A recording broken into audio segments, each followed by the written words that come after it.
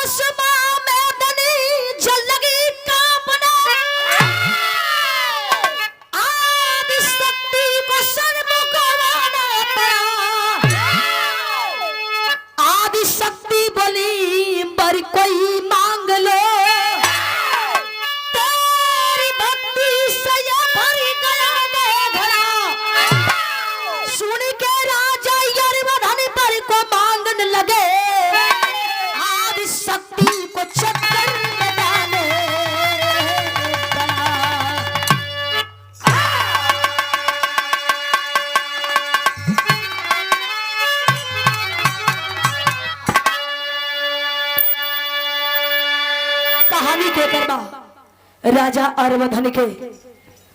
अरवधन के परिवार में इतना राजपाट बा, इतना धन दौलत बा, लेकिन मालिक एक को औलाद नहीं देले हुए। राजा अरवधन के बुढ़ौती आ गई बा, चौथापन बीतत बा। हम बताइले भैया ये दुनिया में मालिक जे के बिटिया चाहे बेटवा नहीं देलन तब बड़ी कष्ट होला, और इंसान के कहीं आइल गई मुश्किल हो जाला। राजा अरवधन कितना राजपाट बा, लेकिन मालिक को औलाद नहीं देले हुए। एक दिन राजा अरवधन एक जंगल में जाके एक पैर पे खड़ा होके मतारी आदि शक्ति जी की याद कैलन ह। मतारी प्रकट भइली कली कहे राजा अरवधन तोरे भक्ति से बहुत खुश बानी, तो हमसे कुछ मांग ला। राजा अरवधन के आंख में आंसू आ गई, हाथ जोड़ के माई से मांगत का गजल के लाइन।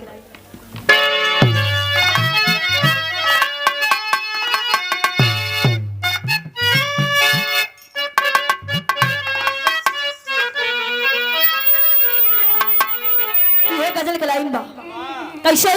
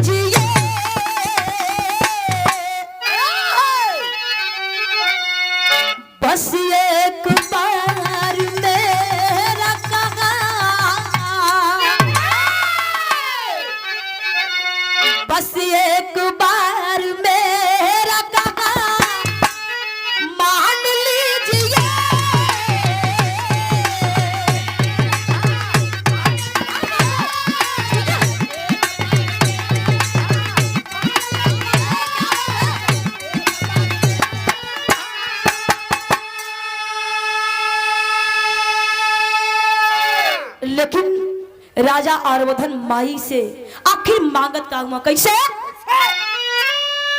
बोलेगा राजा अरवधन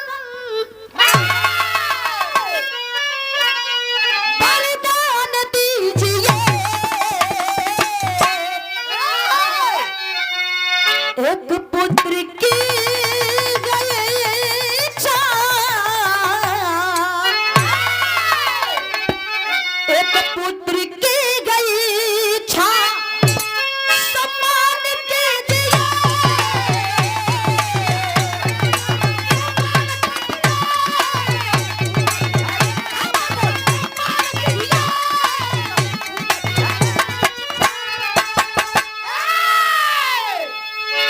राजा अरवधन कलन की ऐ माई आपके आशीर्वाद से हमारे पास कोनो चीज की कमी नहीं बा। अगर देवही के बा तो माई चाहे एगो बिटिया चाहे एगो बेटवा दे दो। मतारी कली कहे अरवधन राजा कली जा तो के वरदान देत बनी कि 9वां महीना बीतते बीतते तोरे रानी के गर्भ से एगो सुंदर बचवा पैदा हुई। मतारी वरदान दे के चलली। समय बीतल तो भइल का मास्टर जौहरी से कहे के पड़ल।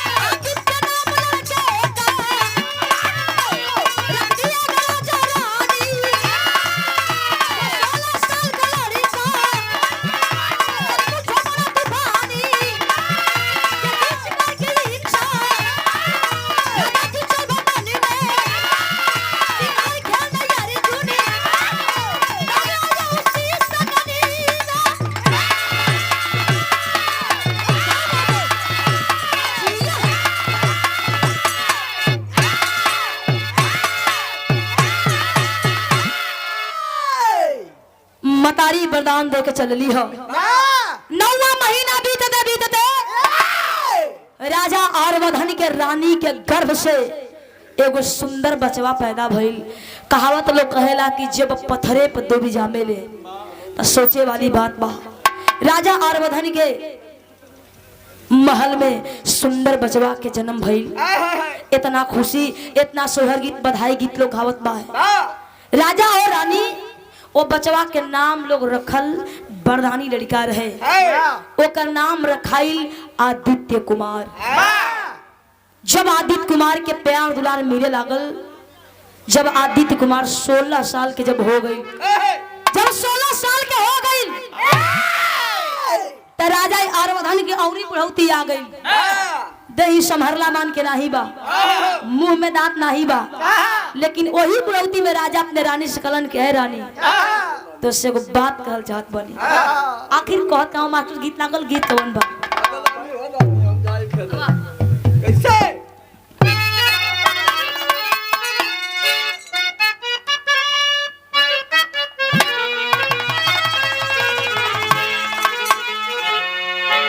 देखा गीत बहुत पुरान बा धनंजय भैया। धनंजय भैया गीत बहुत पुरान बा, लेकिन ये गीत आज भी नया बा। देखा आज तो मोबाइल हो गई। ये लड़की लड़का जब प्यार करते हुए ना तो लड़का इशारा करत बा लड़की से कि तो के देखल चाहत बनी हो। आखिर तू बारू कैसन? वो लड़की तुरंत मैसेज करत बा कि ये मंदिर पे आ जाइया। मिल के गदा उठावल जाई। हनुमान जी के मंदिर पर। लेकिन प्यार हमार बुढ़ऊ दादा चाचा लोग कैलन। ये लोगन के जमाने में मोबाइल नहीं रहे। कहाँ रहे हो? ये लोगन के जमाने में खुरपी हंसुआ रहे। तब का बेंच में बेंच लड़ा के प्यार करे लो। नहीं हम नहीं। इहो लोग मिले जाए, इहो लोग प्यार करे। ये लोगन के जमाने में मोबाइल नहीं खुरपी हंसुआ रहे। जब ये लोगन के मिले के मन करे, जब बात करे के मन करे तो कहीं आड़ देख के जमीनिया पर लोग निशान बनावे कि यही जाया जाइए। यही लहर में बिछा में बैठ के हिलाई दोनों हाथे का। अरे रहरिया भैया लेकिन कोनो मेहरारू अपने मर्द खातिर चिट्ठी लिखत बा। कहत बा कैसे? चिट्ठी लिखत नी जनेगा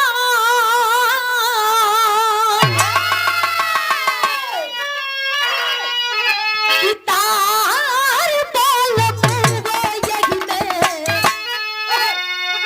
भेजता नी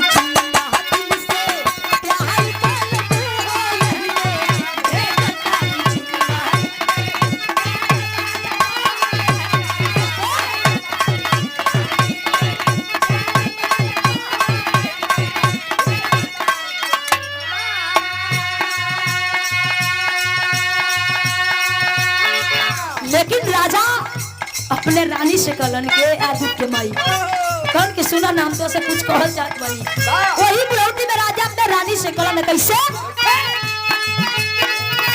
काहे बनवा करबे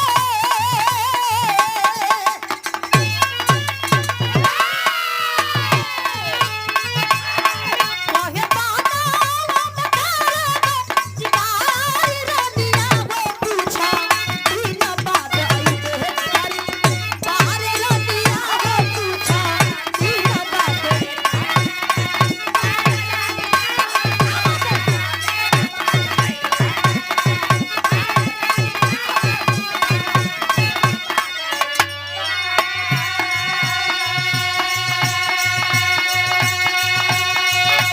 राजा कलन की है रानी आया दित्य माई देखा ना बड़ी दिन भइल शिकार खेलले हो हम जात मानी शिकार खेले जय हम मत हम जल्दी वापस से आ जाई रानी सुनली चिहाय गल करी अरे बाप रे बाप बुढ़ऊ के देखा मुंह पे दांत नाही बा देह संभालना मान के नहीं बा लेकिन शिकार खेले जाई है राजा कलन गए रानी होश में आज बुढ़ऊ कह देली तो कह देली फिर कही हम घोड़ा पर सवार भइले ना निकल गइलन जंगल को लेके भइल का घूमी घूमी कौन हवा में करले शिकारवा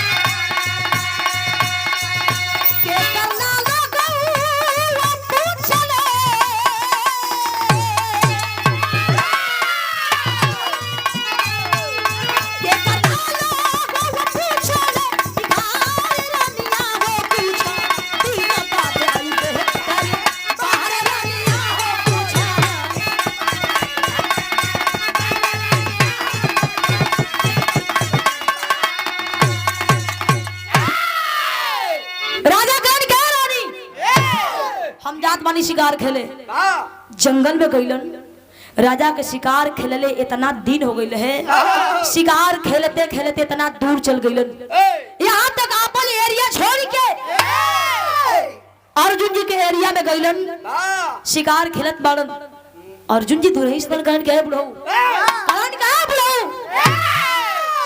अरे मर्दवा बुढ़ौती आ गइल शिकार खेले आई लेव तो कई हो नहीं के मालूम तू शिकार खेले कहाँ आई बड़ा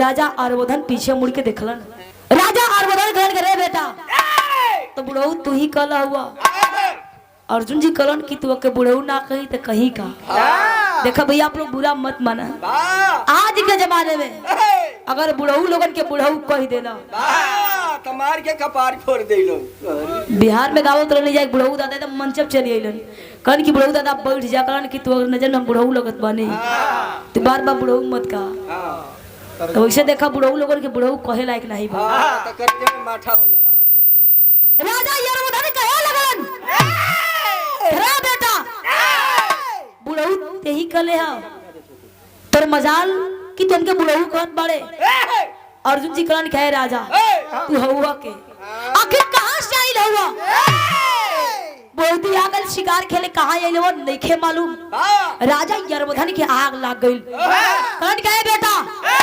कान खोल के सुन ले हम के हैं या कहां से आइल है गीत लागल मास्टर गीत कवन बा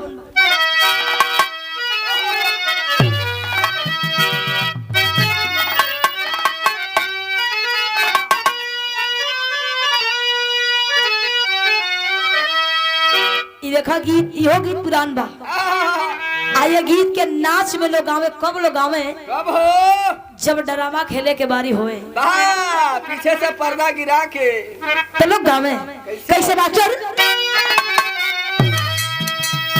प्रभु आप बसो वृंदावन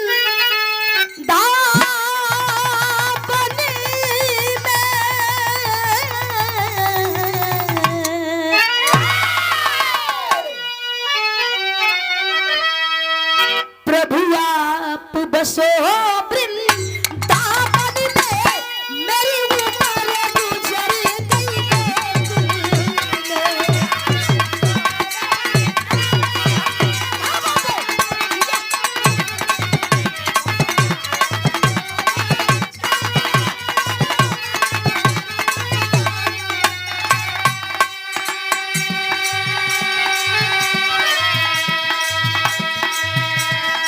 लेकिन राजा और बधन वही बुढ़ौती में अर्जुन जी कौन है बेटा, कान खोल के सुन ले कि हम के हैं। कौन कैसे बोले है राजा बलशाली,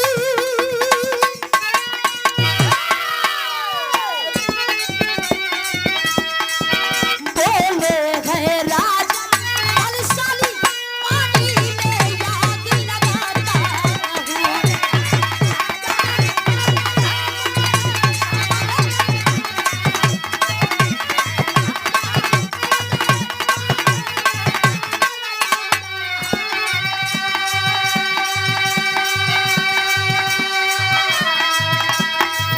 कलन हमारे परिचय सुन कलन कैसे माँ जंगल आगू सेरी सगी,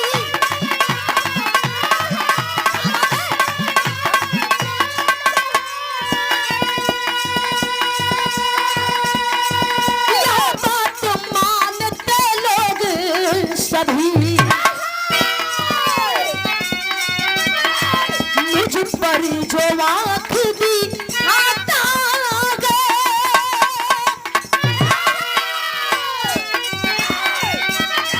मुझ पर जो आँख दी खाता है, मैं उसको मजा चढ़ाता हूँ।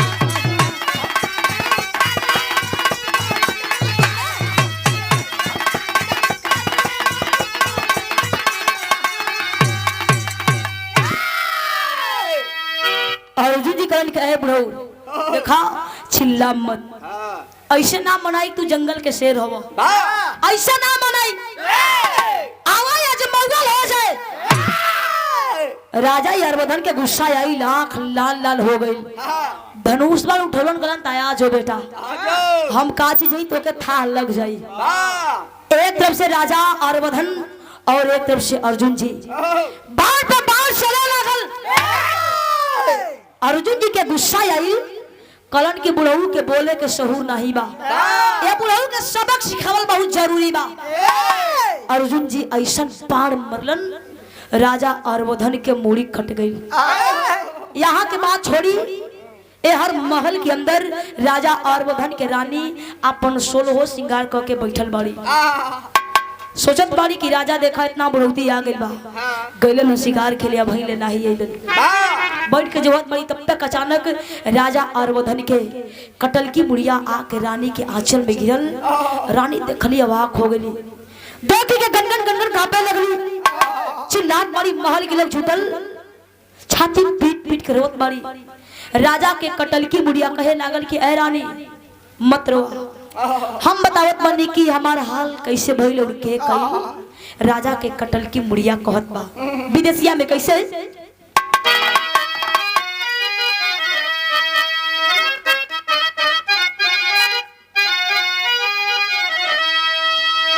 अर्जुन मुदैया के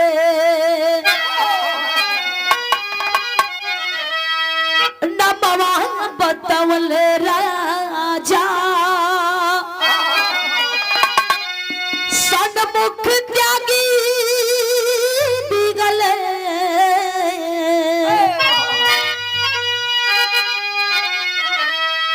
राजा जी नवा। यहाँ के बाद छोड़ी, महल के अंदर लोग रोवत बा, लेकिन उस समय आदित्य कुमार घरे नहीं रहे, कुछ लड़कन के संग बाहर खेले गए रहे।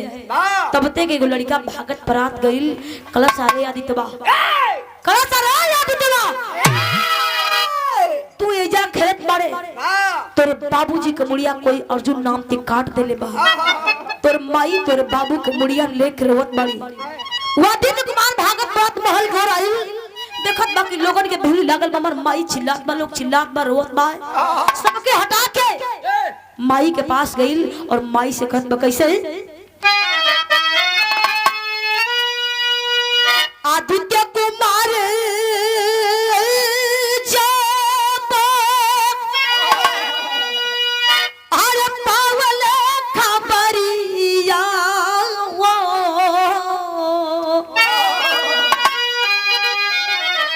बोला गए माई में भई के चंद्रमा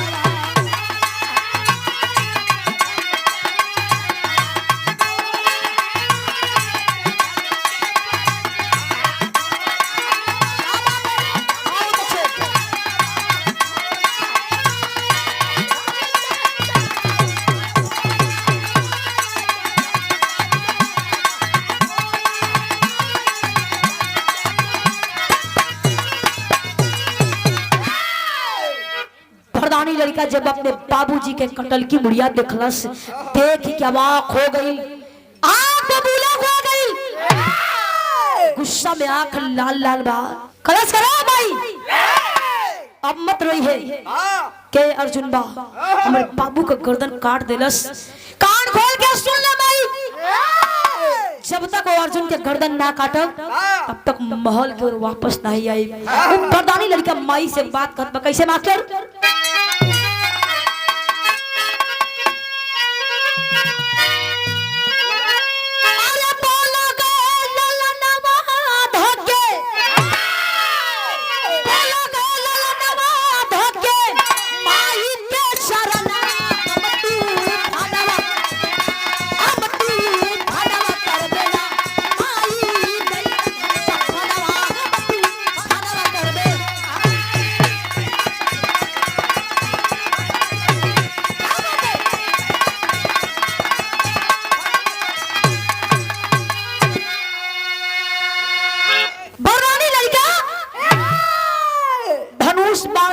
जंगल की ओर निकलल, माई कलश करे बेटा आया आदित्य कुमार तो खे नहीं खे जाए करे बेटा, हम बड़ी तपस्या कैले हैं तब तो के पोले हैं, लेकिन प्रधानी लड़का काहे के माने धनुष बाण लेके जंगल की ओर चलल।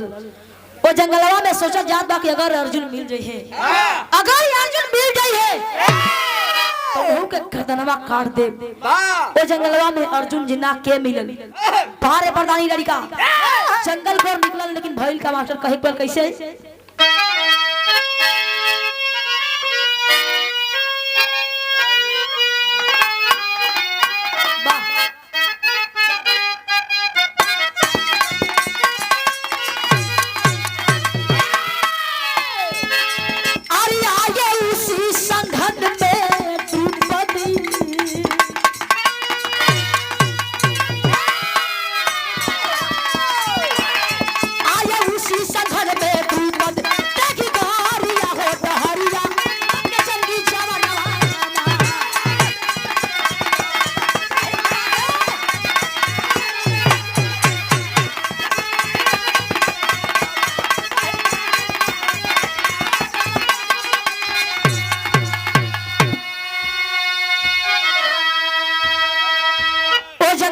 राजा द्रुपद के देखला से रास्ता रोक लिया, कहां जाए अर्जुन तो के नहीं खे जाए के अकेले बाबूजी के पौलक गर्दन काट देला। राजा द्रुपद ने करे लड़का है लड़का अर्जुन जी के देखले हुए, अर्जुन अर्जुन कहत बारे तो कहत बा कैसे अरे पूछे द्रुपद से जब पतिया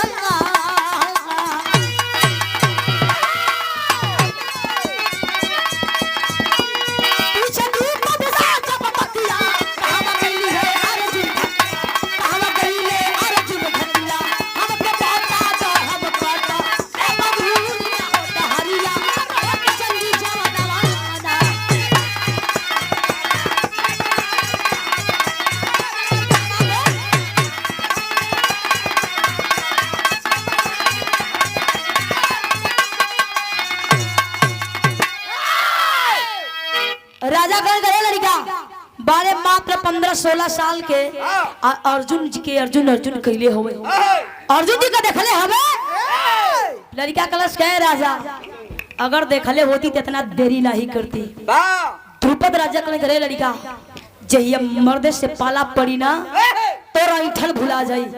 आखिर राजा कलन कैसे मास्टर तेरी के लाइन में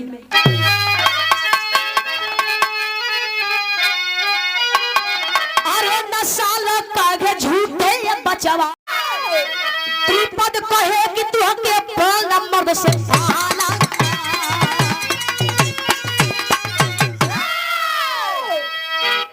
कलन नसाला काहे झूठे बचवा द्रुपद कहे कि तू के पाल मर्द से पाला नसाला काहे झूठे बचवा। तुरंत धनुष बाण उठौलस कलश कहे राजा तो नजर में लइका लगत बनी तू लइका समझत बाड़ा त आवे या जमाना। राजा द्रुपद कलन के देखा लड़का के बोले के सहूर नहीं बा। धनुष बाण उठौलन बाण बाण चले लागल।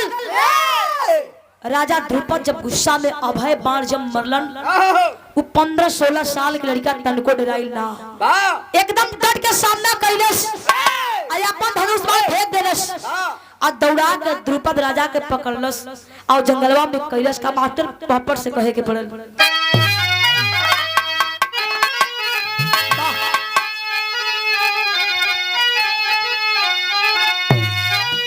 अरे भूल गई सब द्रुपद की चतुराई दुनिया जाने ले अब पटक के नीचे रगड़े मुसुक चढ़ाई दुनिया जाने ले।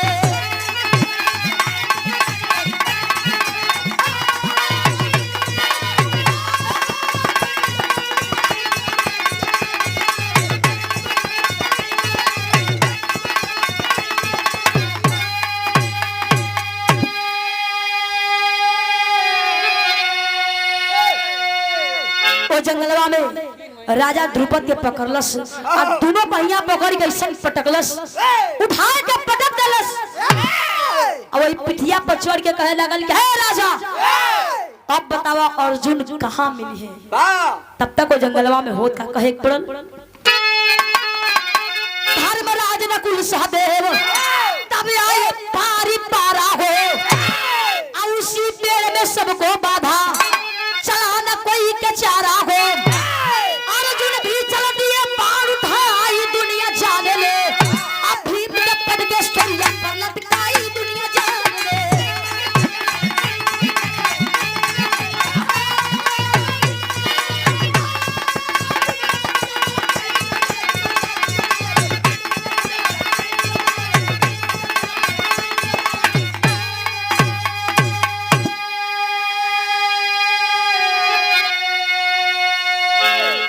जंगलवा में राजा द्रुपद के पिठिया पर चढ़ल बा। तब तक पांचों भाई अर्जुन भीम नकुल सहदेव और धर्मराज जी वही रास्ते से लोग कहीं जात रहे। तब तक लोग राजा द्रुपद की लोग आवाज सुनल पांचों भाई दौड़ल गइलन। पांचों भाई देखलन अवाक न रे बाप रे बाप हई देखा 15-16 साल के लड़का राजा द्रुपद के पिठिया पर चढ़ल बा। लोग कहे लड़का अरे लड़का छोड़ जल्दी छोड़। तब तक द्रुपद राजा कलन करे अर्जुन अरे भीम जल्दी जान बचाओ ना तई जान ले ले। वो लड़का द्रुपद राजा के छोड़ देलस कलश के ही जा रही और दौड़लस पांचों भाइयन के। वही जंगलवा में बहुत विशाल बरगदे के पेड़ रहे। वही बरगदे के बरोही में पांचों भाइयन के उल्टा लटका के बनलस मुड़ी नीचे कर देलस आ गोड़ ऊपर कैलस और वही पेड़वा में बांध के अब मुड़िया तड़ाक तड़ाक लागल लड़ावे। आखिर पांचों भाइयन के जंगलवा में कैलस काल हमें कहे पर मास्टर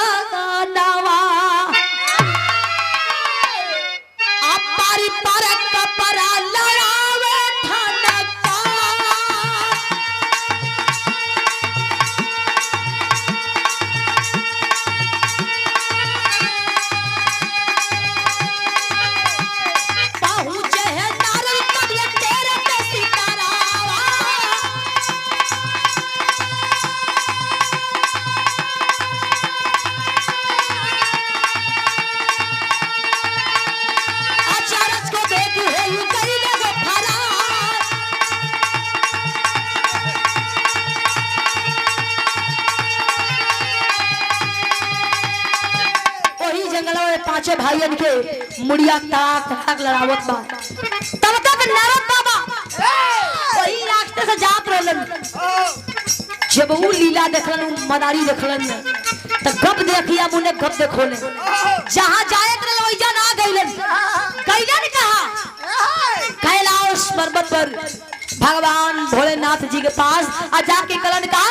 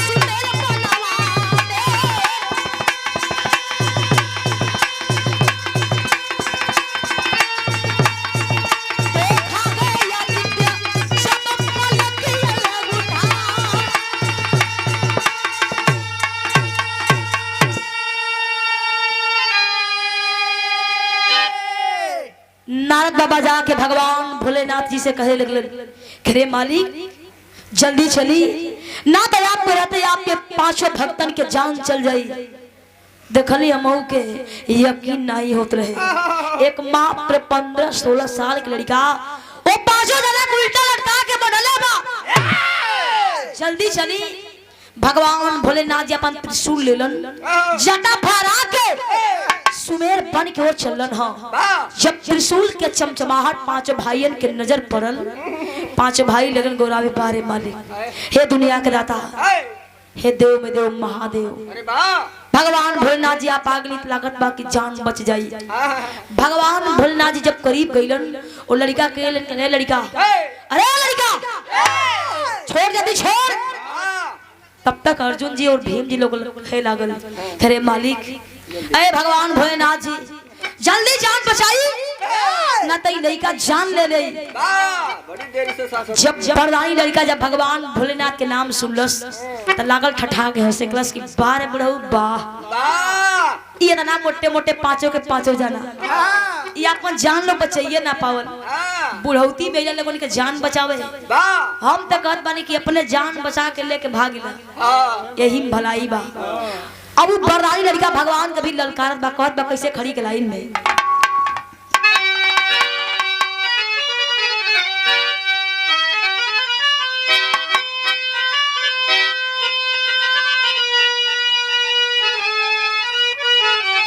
ये गीत के गुरुजी स्वर्गीय पंधारी दादा गाँव है, उनके हम देखले नहीं है। आप लोग देखले बनी लेकिन गाँव कैसे मास्टर आप ना मिली ए भाई, आप ना मिली बाबू, अब ना मिली अनेनुआ के तारे तांगरी अपना मिले।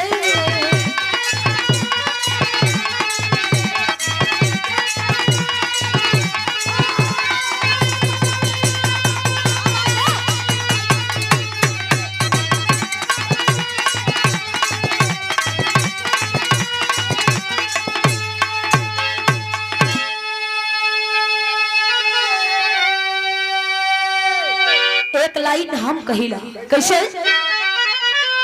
आप ना मिली ए भाई, आप ना मिली ए बाबू, अब ना मिली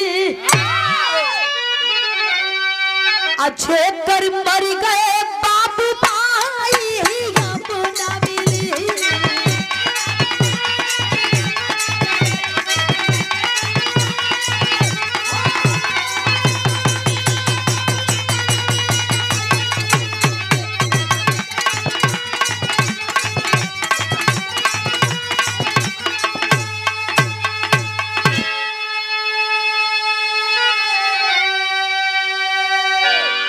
लेकिन वो वरदानी लड़का भगवान भोलेनाथ जी से कहत बा कैसे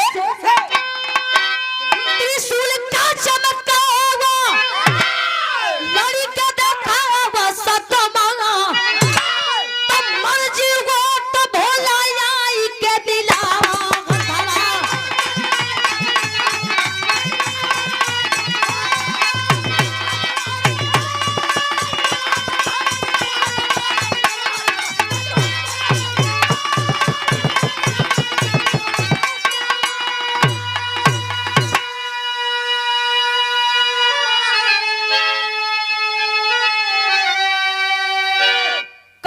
त्रिशूल का चमकावा लड़के देखावा सथवा तब मर्जी हो तब भोला आई के मिलावा हथवा भगवान के भी ललकान घेर कर देखा कि चिन्हते नहीं बा भगवान भोलेनाथ जी अपन त्रिशूल फेंक देलन जटा भरा के चल गन की पकड़ के कर मुड़िया धई के ऐठी ई बहुत बोलत बा कहलन कैसे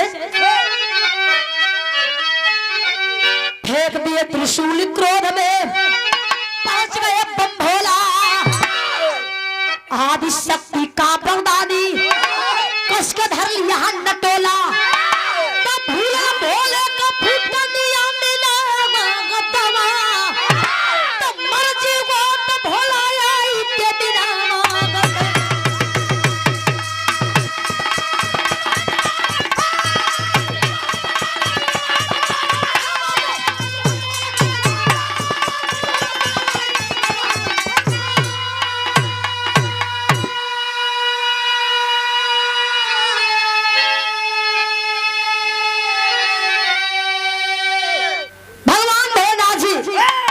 जो ही अपन त्रिशूल लेके त्रिशूल फेंकलन आज वही चले स्टार्ट कइलन ह अब वही चले स्टार्ट कइलन तब तक वरदानी लड़का दौड़ के लगे पहुंच गई और वे भगवान जी के जटा पकड़लस खाली 2 बार झटकार देलस भगवान लड़खड़ाए के गिर गई फिर वे जटा पकड़ के उठौलस और एक कखिया में दाब लेलस नकिया पकड़ के कलश कहत उखाड़ दे तो के पहले कहीं तुम्हार बुढ़ौती आगे भाग जाए यहाँ से लेकिन तुम माने के तैयार नहीं हुआ आई जब 5 जन देखल और गनगन गनगन कांपे लागल अरे बाप रे बाप जब भगवान गई दशा कैलस अब भगवान के छोड़ी हमान को आई तो बिना जान लेने छोड़ी ना आई हर नारद बाबा लुका के देखत रहलन देखलन कहीं हमके न देख ले ना टेंटिनवा उखाड़ दे भगवान भोलेनाथ जी कहन की कोनो मामूली लड़का नहीं बा तब तक मतारी आदि शक्ति जी प्रकट भइली ह कली रे लड़का कली आया लड़का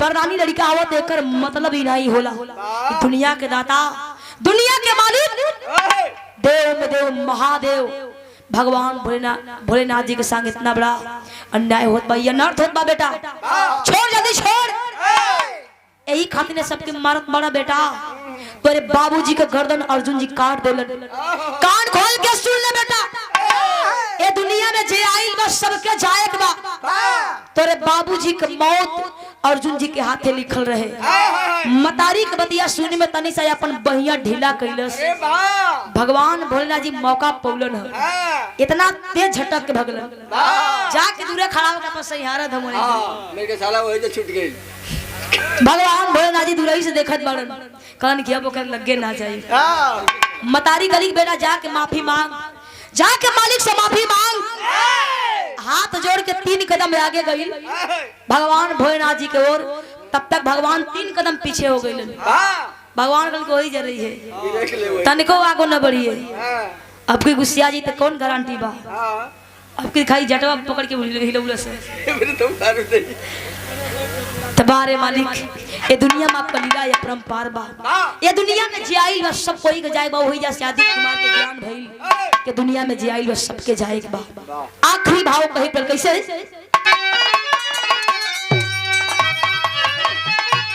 गुरु बिहारी गुरु रमन श्यामा समरू दीदा